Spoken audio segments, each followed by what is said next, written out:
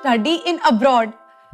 Yes, मैं अपने batch में एक लौती हूँ जो फर्स्ट अटेम्प्ट में ही फॉरेन कंट्री जा रही हूँ। और सिर्फ इतना ही नहीं, मेरे पेरेंट्स ने सिर्फ एक क्लिक में जाना कि मुझे कब फॉरेन जाना चाहिए। आप कितने अटेम्प्ट में फॉरेन जाएंगे? अभी जाने, एआई एस्ट्रोलॉजर है ना, ये सब जानता है, पूछ के देख लो।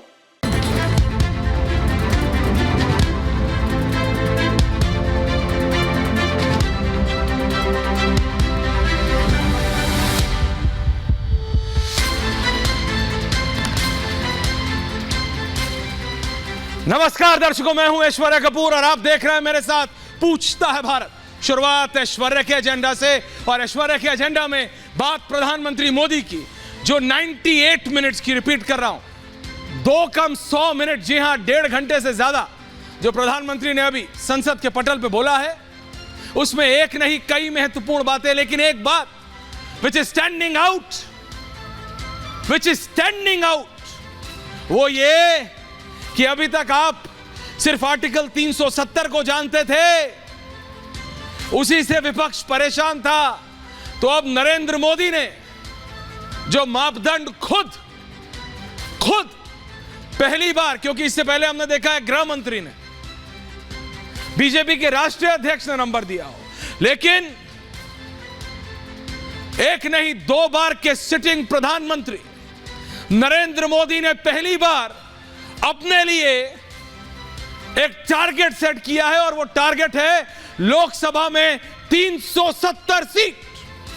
I repeat my self, the prime minister has given himself a target of 370 सीटों का टारगेट दिया है प्रधानमंत्री मोदी ने अपने आप को, बीजेपी को, और 400 एनडीए।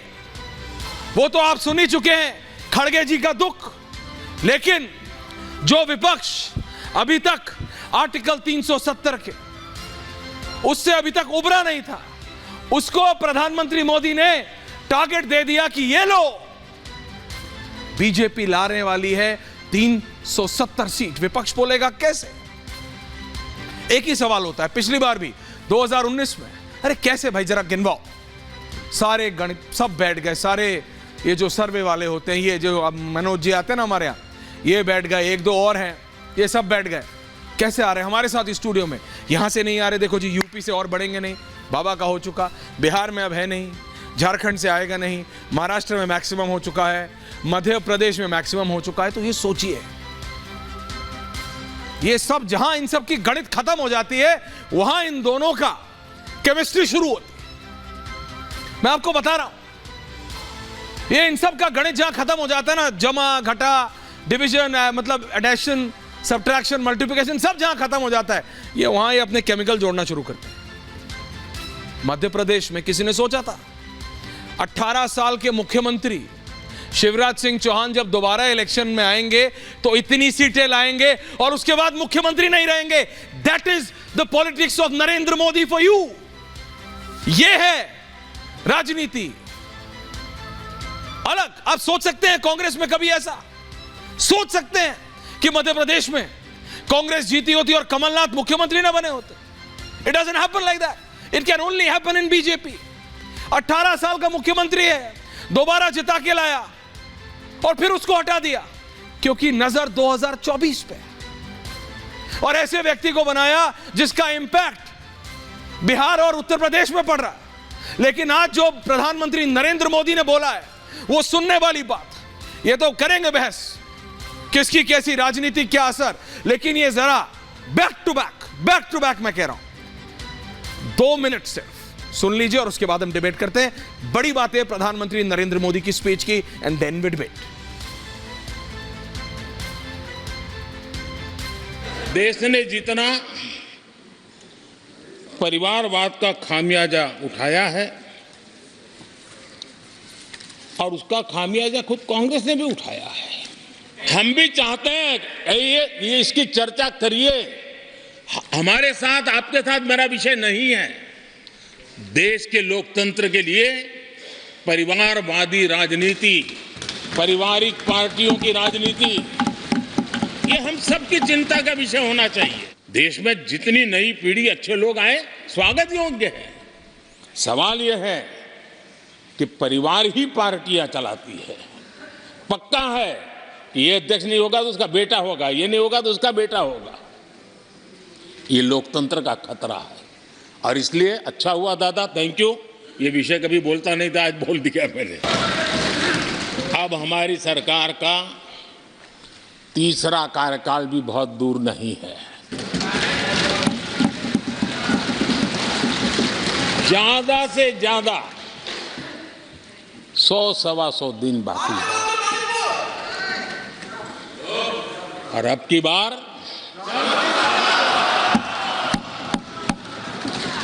पूरा देश कह रहा है, अब की बार खड़गे जी भी कह रहे हैं,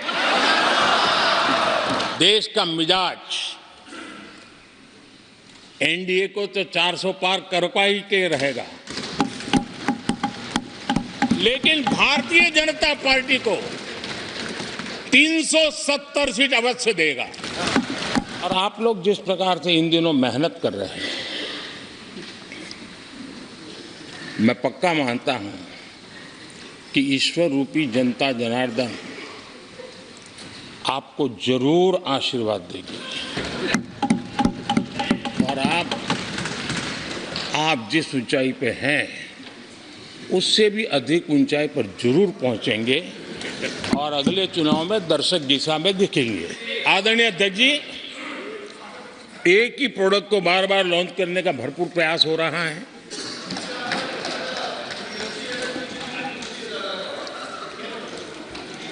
आदरणीय अध्यक्ष जी, कांग्रेस एक परिवार में उलझ गई है।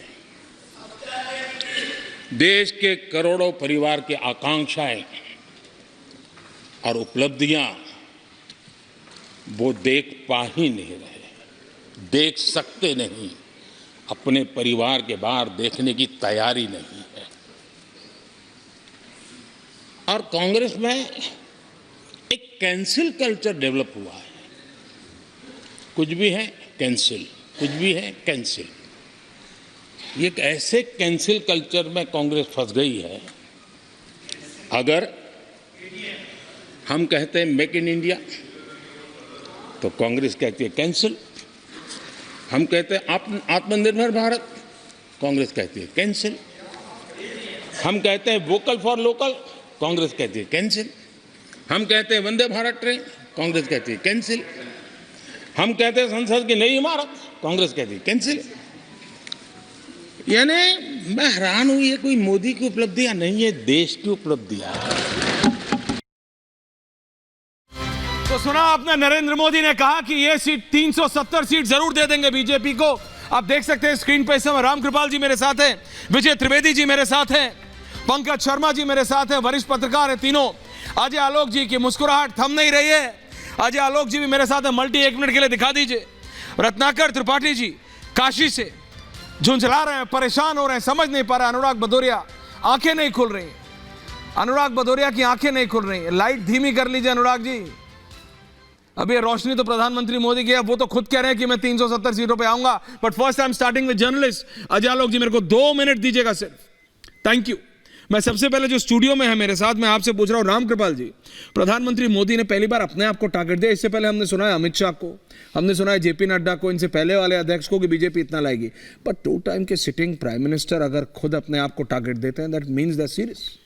हाँ, और वो नंबर भी बड़ा आयरॉनिक है, 370। मुझे भी लगा सर कि हालांकि जब गुजरात के सीएम ये आए तब से इनका भाषण सुन रहा हूँ, मुझे नहीं लगता कभी उन्होंने सीट संख्या बताई हो सकता है कि मुझे न सुनने में आया हो, लेकिन मेरे लिए भी आज जब उन्होंने 370 कहा तो हो सकता है कि आर्टिकल 370 से जोड़ के, लेकिन चाहे जिस भी कारण, पत्रकार तो ऐसे ही देखेगा सर। 370 कह देने का मतलब यह है कि वो उन्होंने उस कॉन्फिडेंस को रिपीट किया है। देखिए, इस साल 15 अगस्त को भी उन्होंने कहा था कि अगले बार मैं झंडा फहराऊंगा। फिर उस दिन संसद में जब पत्रकारों से बातचीत करते हुए संसद के बाहर उन्होंने कहा कि मैं फुल फ्लेज बजट दूंगा जुलाई में, तब भी ये बात रही। और आज तीसरी बार उन्होंने संसद में 370 की बात की और खड़गे जी के उस चीज़ को उन्होंने जिक्र किया 400। तो निश्चित रूप से ये उनके कॉन्फिडेंस को दर्शाता है कि उनमें एक कॉन्फिडेंस है और निश्चित रूप से जी